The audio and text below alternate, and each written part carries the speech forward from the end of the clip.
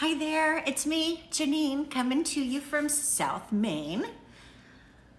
Wanted to share another book with you today. This one is Stone Soup. This is a special request for my little cousin Henry. So let's get to it. This is Stone Soup, written by Anne McGovern, with pictures by Winslow Pennypals. A young man was walking. He walked and he walked. He walked all night and he walked all day. He was tired and he was hungry.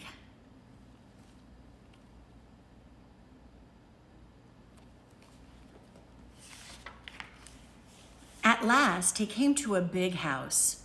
"What a fine house," he said. "There will be plenty of food for me here." He knocked on the door.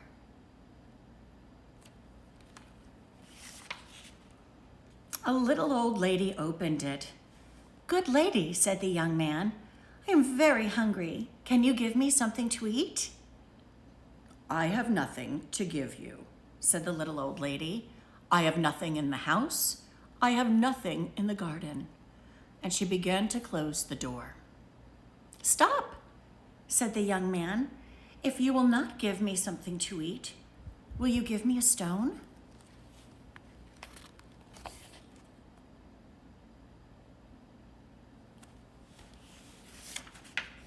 "A stone?" said the little old lady. "What will you do with a stone? You cannot eat a stone." "Ah," said the young man, "I can make soup from a stone." Now the little old lady had never heard of that. Make soup from a stone? Fancy that. "There are stones in the road," said the little old lady. The young man picked up a round, gray stone. "This stone will make wonderful soup," he said. "Now get me a pot."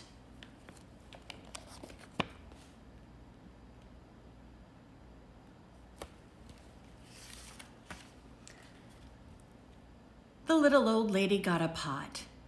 "Fill the pot with water and put it on the fire," the young man said. The little old lady did as she was told, and soon the water was bubbling in the pot.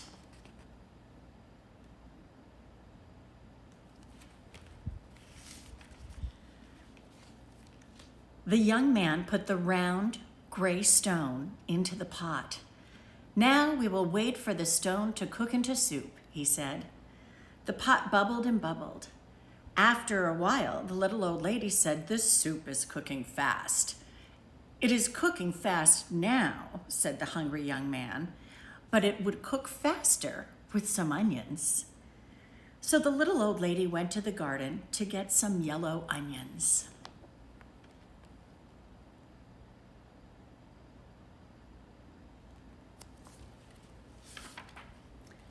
Into the pot went the yellow onions with the round, gray stone. "Soup from a stone," said the little old lady. "Fancy that." The pot bubbled and bubbled. After a while, the little old lady said, "This soup smells good." "It smells good now," said the hungry young man, "but it would smell better with some carrots."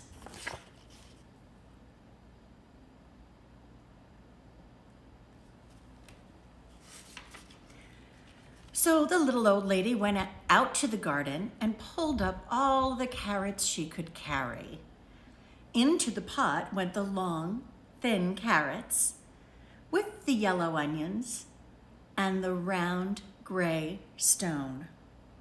"Soup from a stone," said the little old lady. "Fancy that." The pot bubbled and bubbled. After a while, the little old lady said, "This soup tastes good." "It tastes good now," said the hungry young man, "but it would be better with beef bones." So the little old lady went to get some juicy beef bones. Into the pot went the juicy beef bones and the long, thin carrots and the yellow onions and the round, gray stone.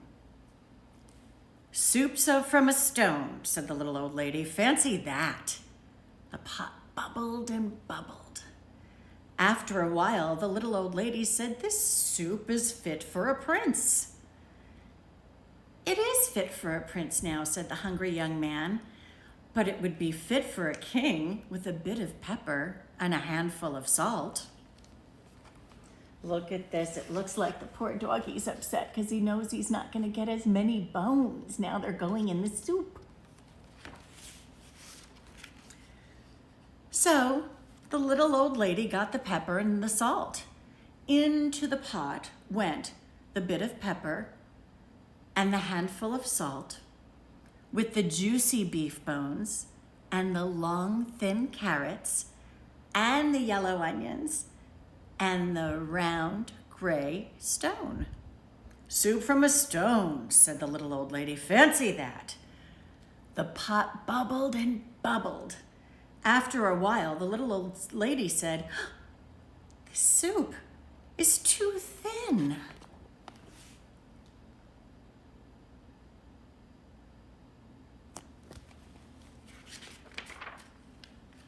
It is too thin now, said the hungry young man. But it would be nice and thick with some butter and some barley. So the little old lady went to get butter and barley.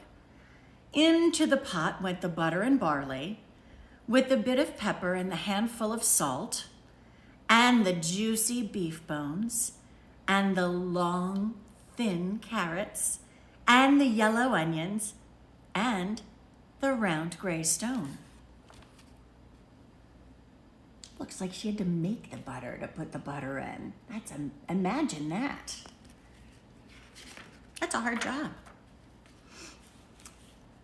Soup from a stone, said the little old lady. Fancy that. The pot bubbled and bubbled. Yes, the hungry young man said the young, excuse me, yes, said the hungry young man. This soup is fit for a king. Now we'll eat it. Stop, said the little old lady. This soup is indeed fit for a king. Now I will set a table fit for a king. So she took out her best tablecloth and her best dishes.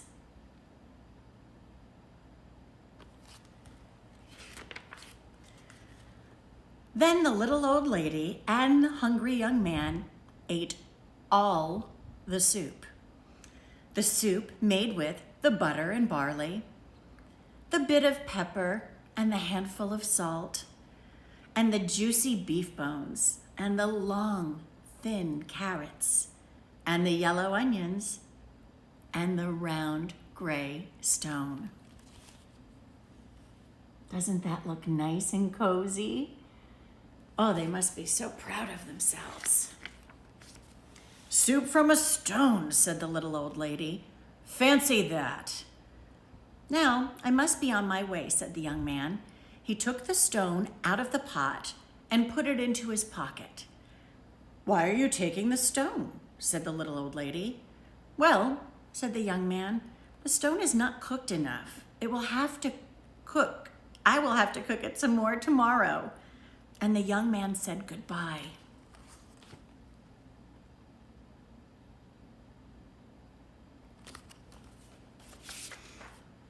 He walked on down the road. He walked and he walked. What a fine supper I will have tomorrow, he said to himself. Soup from a stone, fancy that. And he's on his way with his buddy the bird. I think that lady just had to be tricked into sharing. Sometimes that happens, but boy, when you do it, it feels so good. You want to make everything nice. Anyway, that's it for me today. I love you. Have a great day or night, and I'll see you soon.